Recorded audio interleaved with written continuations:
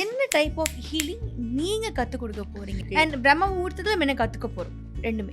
நான் வந்து சொல்லி கொடுக்கறது ரெய்கி ஹீலிங்.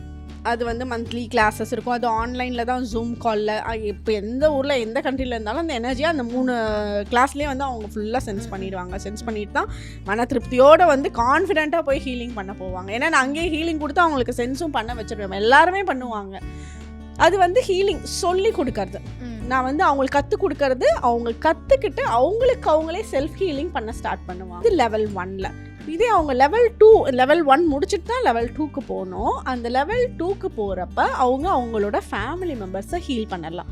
வீட்டுக்கு ஹீல் பண்ணலாம், குழந்தைங்களுக்கு, பெரியவங்களுக்கு சாப்பாடு, தண்ணி, பிஸ்னஸ்ஸு, அவங்க பண்ணுற வேலை, ப்ரமோஷன், எதுக்காக இருந்தாலும் நம்மளை மீறி அடுத்த விஷயத்துக்கு ஹீல் பண்ணுறது லெவல் 2ல் நமக்கு வந்துடும்.